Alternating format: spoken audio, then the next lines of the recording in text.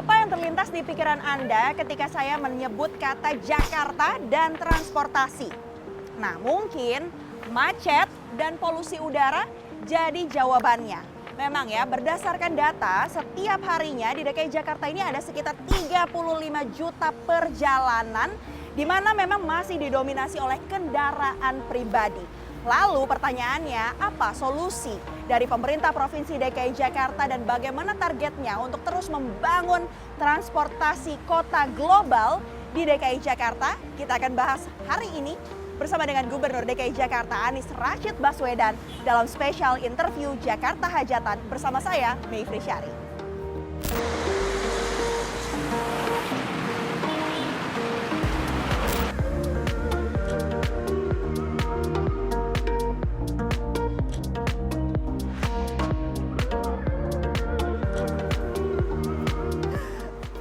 Kita udah ada di JPO Pinisi nih Pak ya.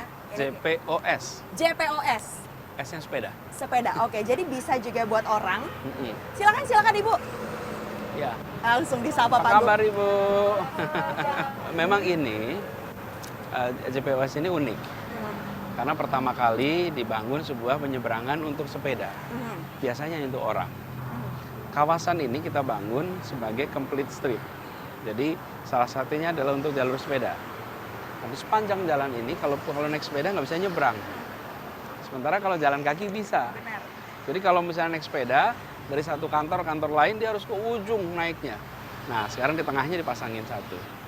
Jadi ini pada waktu itu ada jembatan yang sudah memang harus dilakukan revitalisasi. Lalu kita upgrade bukan hanya untuk orang tapi juga untuk sepeda. Jadi liftnya di sini. Ini Memang bisa lebih dipakai. luas ya Pak ya liftnya? Oh iya, ini bisa dipakai untuk banyak sepeda.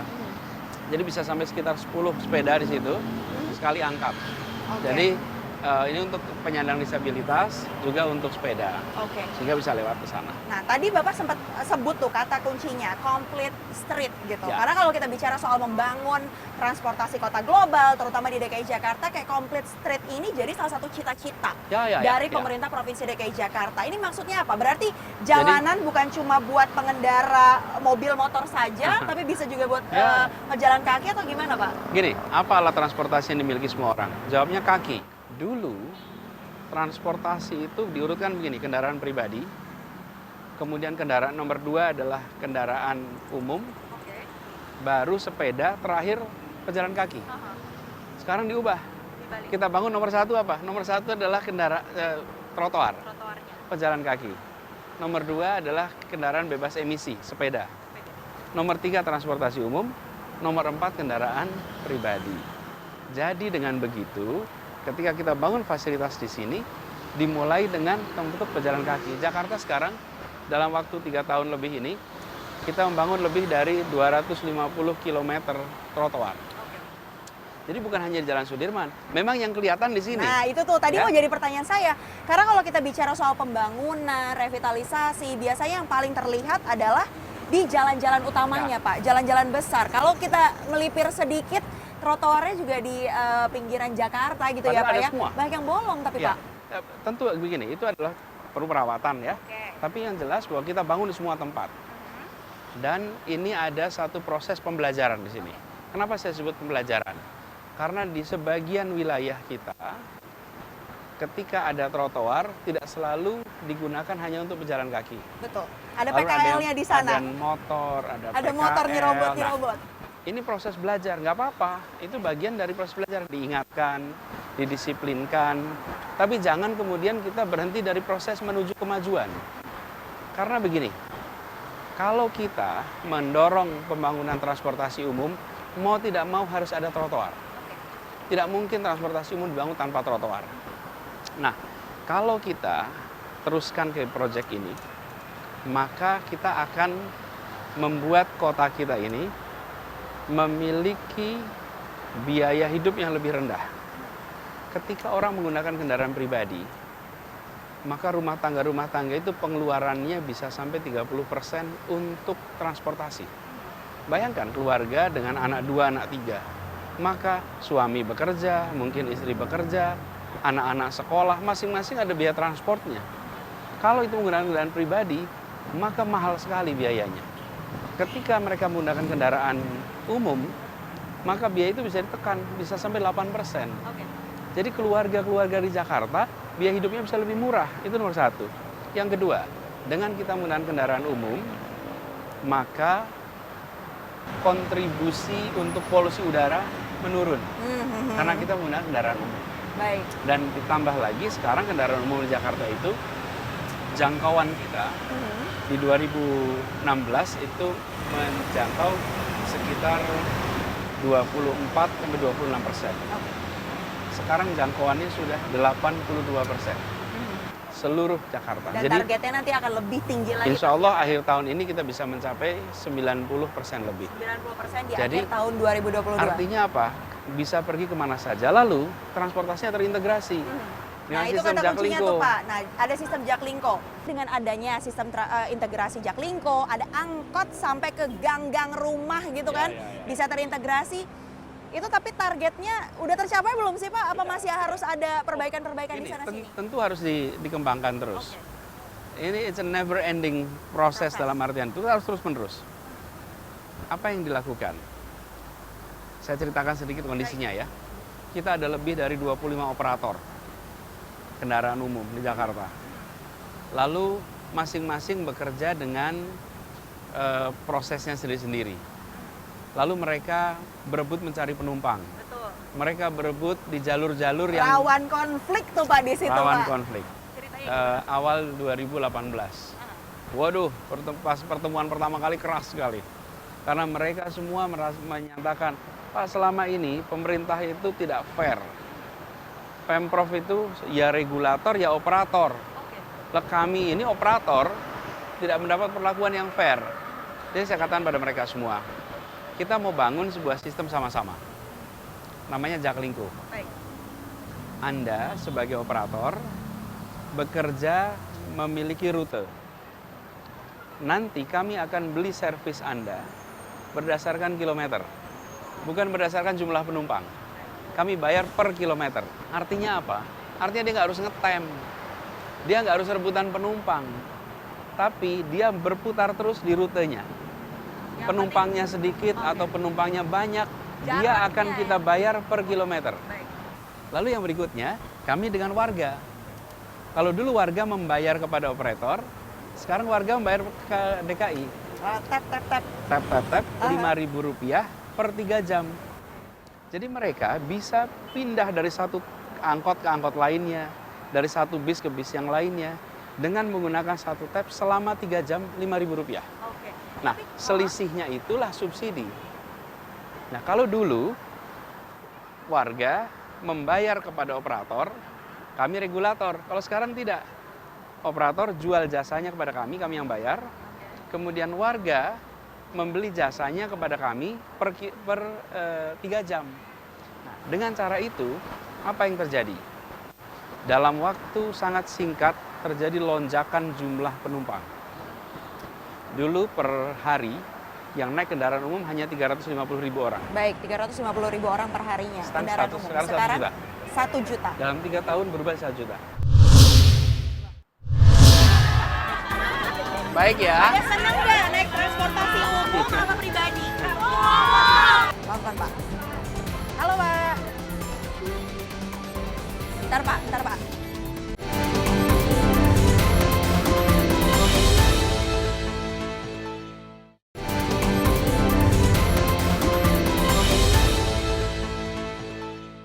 Tadi saya juga sempat tanya-tanya nih, Pak. Memang tidak semua warga Jakarta yang saya tanya, tapi beberapa mereka curhat nih, Pak.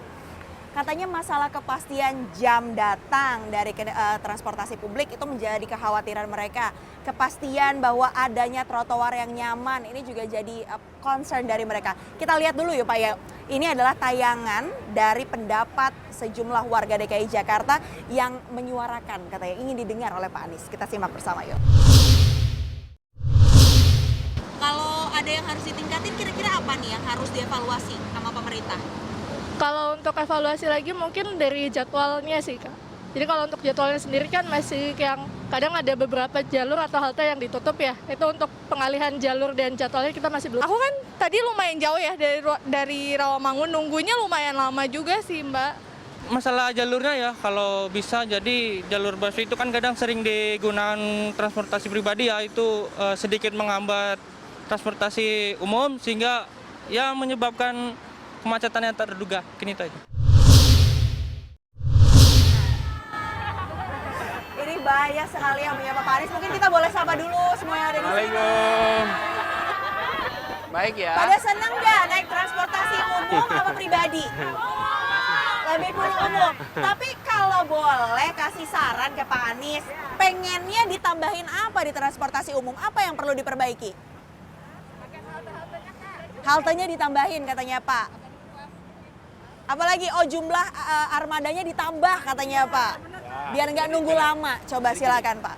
Kan ini adalah sebuah proses yang akan berjalan terus. Tadi saya katakan coveragenya pertama adalah menjadi 82%. Yang sekarang harus kita tambah adalah halte dan armada. Jadi begini, halte itu kita mentargetkan jarak 500 meter dari manapun kita berada ada halte. Kalau 500 meter itu artinya antar halte 1 km. Nah, saat ini itu haltenya 1 km. Nah, jadi jaraknya 1 km. Artinya dalam jarak 1 kilo ada halte. Di tempat-tempat yang padat itu sudah 500 meter. Kalau seperti tempat di sini itu 500 meter. Di Sudirman ini sudah 500 meter. Jadi yang ya? kita harus tambah betul adalah menambah halte dan menambah armada. Nah, penambahan armada ini bertahap. Di tempat, jadi bertahap itu dari apa? Makin banyak penumpangnya, makin kita tambah volumenya. Jadi jumlah angkotnya, jumlah bisnya itu akan ditambah bersamaan dengan penambahan penumpang.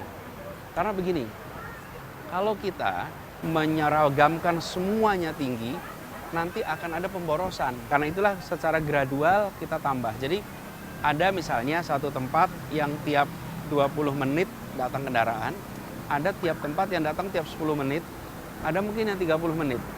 Nah, ini semua bergerak secara bertahap. Dan halte yang kita bangun sekarang adalah halte dengan informasi. Tapi tadi kalau kita ngomongin transportasi publik, kemudian juga kemacetan Jakarta, kompleksitas masalah-masalah lah ya, tantangan-tantangan yang ada di DKI Jakarta terkait dengan transportasi. Ini juga erat kaitannya dengan polusi udara, Pak. Beberapa waktu lalu juga sempat ada, ya kan, kondisi bahwa memang tidak dalam kondisi terbaik lah kondisi udara di Jakarta ini. Tanggapannya apa, Pak Anies? Benar sekali. Justru kita lihat udara kita adalah satu akibat kegiatan industri. Oke. Industri dari mulai pembangkit listrik sampai industri lain yang di situ menimbulkan residu ke udara. Baik. Yang kedua adalah kendaraan bermotor. Ini menjadi tanggung jawab kita semua. Oke. Dan ketika dia naik ke udara, maka tidak ada batas wilayah. Misalnya kalau industrinya bisa jadi tidak dalam kota Jakarta, itu dia naik ke udara, maka dia akan terhembus dengan angin dan bisa kemana saja. Oke, itulah yang kemudian bagian Solusinya kami, apa, Pak? Itu tadi, ketika tadi contoh, dulu yang naik kendaraan umum hanya 350.000. Oh, sekarang sudah menjadi 1 juta. 1 juta artinya apa? Ada 650.000 orang per hari yang meninggalkan kendaraan pribadi pindah kendaraan umum. Kita mentargetkan idealnya naik jadi 4 juta. Jadi sekarang alhamdulillah dari 350 sudah 1 juta. Sampai 1 juta, nanti Ya, harus sampai diteruskan. 4 juta di tahun. Begitu sampai 4 juta, maka insya Allah emisi dari kendaraan bermotor itu akan bisa berkurang signifikan. Lalu yang kedua, satu mengurangi emisinya ya. Yang kedua, menambah ruang terbuka hijau. Karena itu kita membangun lebih dari 150 taman. Dan taman-taman ini berfungsi juga untuk memberikan kepada kita suplai udara yang bersih. Dan tempat untuk berinteraksi juga. Jadi ikhtiar kita adalah satu mengurangi polusi, emisi dengan cara memperbanyak kendaraan umum, memperbanyak sepeda, memperbanyak trotoar. Itu ikhtiarnya. Yang kedua, menambah ruang terbuka hijau. Dan yang ketiga, kita berharap industri-industri di luar Jakarta itu juga ada pengawasan karena dampak dari polusinya dari mulai pembangkit listrik sampai industri-industri lain yang dampaknya kepada warga di Jakarta. dan climate change itu harus dibereskan bersama-sama. Jadi misalnya gini, untuk kendaraan bis misalnya, semua bis baru Jakarta kita akan menggunakan listrik. Semua bis baru. Sekarang sudah ada 30, akhir tahun ini nanti 100, akhir tahun ini 200. Tapi sekarang saya mau ke satu jalur yang tepat ada di bawah kita nih Pak. Saya juga sebagai ini salah dia. satu yang memanfaatkan jalur ini. Jalur sepeda. Perlu diakui juga ya Pak, tantangannya, masalahnya masih banyak. Nah, terkait regulasi, sebenarnya seperti apa sih Pak regulasinya, ketegasannya agar pengguna sepeda ini bisa benar-benar nyaman? Ya, gini, jangan berharap ini akan langsung berubah semalam. Karena yang sedang diubah adalah perilaku. Oke. Kalau mengubah perilaku itu mengubah kebiasaan. Kebiasaan tertib, kebiasaan menghargai itu harus kita tumbuhkan. Jadi sekarang kita mulai dengan bangun dulu jalurnya. Lalu sebagian jalur dibuat dedicated lanes, jadi disiapkan jalur pembatasnya khusus. Di sebagian tempat belum dedicated lane. Nah di tempat yang dedicated lane ini kita meminta kepada pengguna kendaraan bermotor untuk tidak menggunakan jalur sepeda. Jalur sepeda itu adalah untuk pengguna sepeda. Nah ini harus saling mengingatkan. Inilah bagian dari proses belajar. Kita menyadari proses belajar itu pasti perlu waktu. Dan sambil jalan ingatkan dengan baik-baik. Nah, tapi dengan cara seperti ini, maka pengguna sepeda ketika mereka bekerja menggunakan sepeda, mereka merasakan bahwa ada jalur khusus untuk mereka.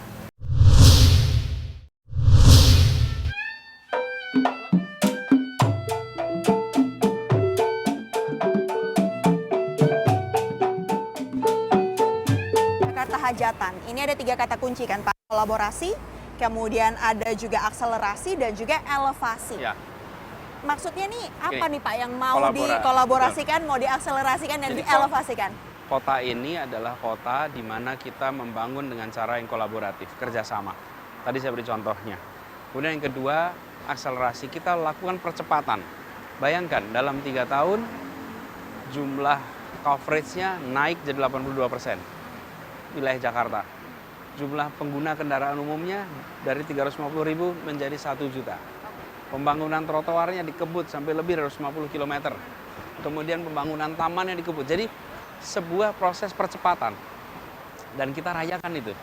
Yang ketiga adalah elevasi. Elevasi itu kita naik nih. Yang kayak namanya elevator tuh. Elevator tuh mau ke atas nih. Kita naik kelas, kita menuju kota global.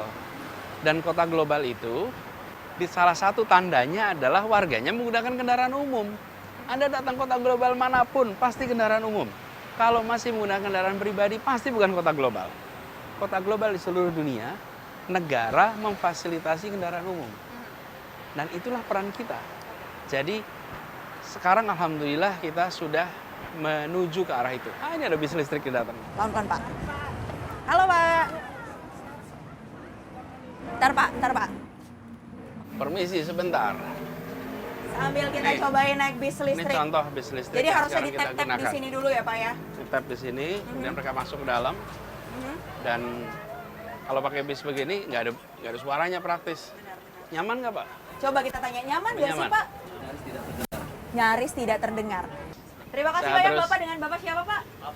Pak Afrizal. Terima kasih ya Thank you. Pak. Duh, kita udah nyobain naik bus listrik. Fokus saya adalah menuntaskan agar amanat di Jakarta ini bisa berjalan dengan baik. Pak, lebih pilih jadi gubernur atau presiden?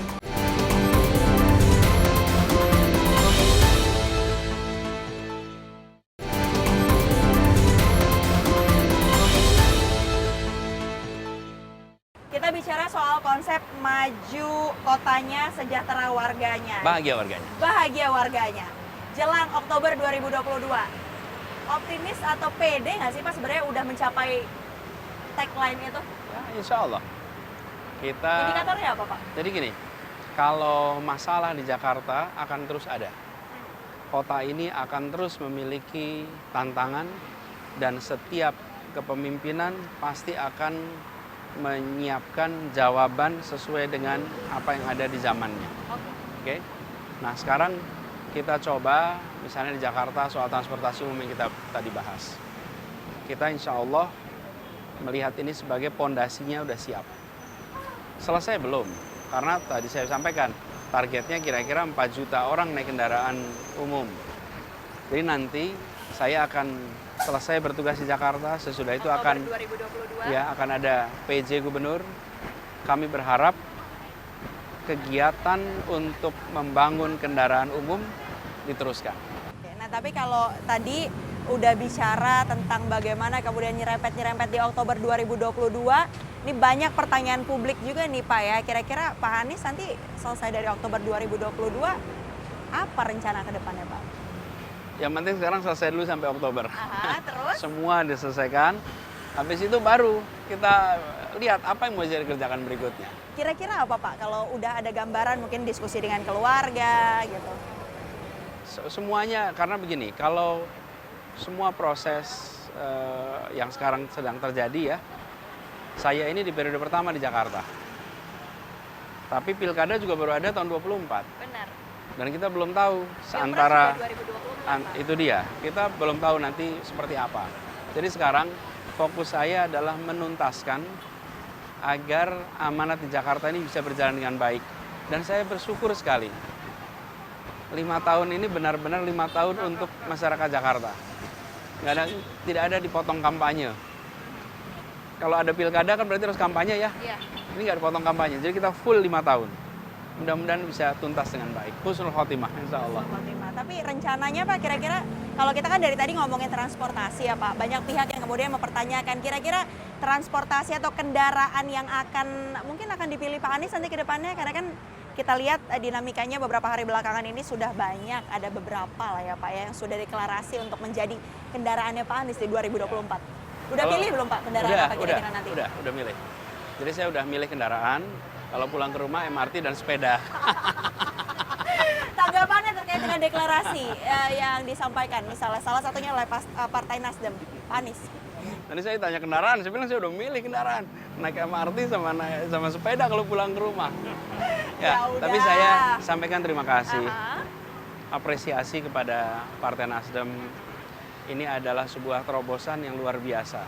Bagaimana sebuah partai memberikan ruang kepada pimpinan wilayah untuk mengusulkan nama-nama. Dan saya memberikan rasa hormat, respek, sekaligus juga menyampaikan bahwa pada fase ini saya masih menuntaskan tanggung jawab di Jakarta. Itu tanggung jawab terbesar yang sedang saya emban. Proses Pilpres masih panjang. Saya sangat berterima kasih atas penghormatan yang diberikan oleh Nasdem, sambil izinkan saya menuntaskan Jakarta ini sampai Oktober. Tapi Pak Anies punya kriteria khusus nggak sih untuk tadi ya kendaraan di 2024? Ada kriteria khusus nggak Pak? Nanti dah yang itu habis Oktober ya, ngobrolnya. Nanti habis Oktober kita ngobrol lagi. Tapi untuk mengakhiri sesi kita special interview hari ini dengan Pak Anies Rashid Baswedan, saya mau main quiz juga, mau game. Jadi saya sebutin 2 hal, Bapak pilih salah satunya. Boleh ya Pak ya? Tapi dari yang dekat sama tentang kita. Jakarta. Iya, Okay. tentang Jakarta tentunya dong Pak. Dari yang dekat sama kita dulu. Kalau boleh pilih, mau pilih JPOS Pinisi atau Jakarta International Stadium? JPOS Pinisi. JPOS Pinisi. Lagi di sini kita. Karena lagi di sini ya. Oke, yang kedua Pak. Soal makanan, lebih pilih nasi uduk atau kerak telur? Nasi uduk. Nasi uduk kenapa Pak? Variasinya banyak. Kerak telur juga enak. Tapi kalau saya sarapan nasi uduk biar sepanjang hari aman. Sepanjang hari aman. Terus selanjutnya nih Pak ya, saya mau tanya juga. Kalau disuruh milih Pak Anies, lebih pilih jadi menteri apa jadi gubernur? Rasanya saya lebih menikmati jadi gubernur. Lebih menikmati jadi gubernur. Pertanyaan terakhir Pak, benar. Oh, jadi terus nyerempet Terakhir. Itu kayak eskalasi itu, kayak eskalasi Kan itu. sesuai dengan temanya kita. Pak, lebih pilih jadi gubernur atau presiden? Nah, itu lihat habis dua-dua selesai. 2022 dan 2024. Terima kasih banyak Pak Anies Rashid Baswedan sudah berkenan untuk hadir di special interview kali ini. Kita tunggu ya kejutan-kejutannya di 2022 dan juga di 2024. Terima kasih banyak, sehat selalu ya Pak ya. Amin. Terima kasih. Terima kasih banyak Bapak. Terima kasih Pak.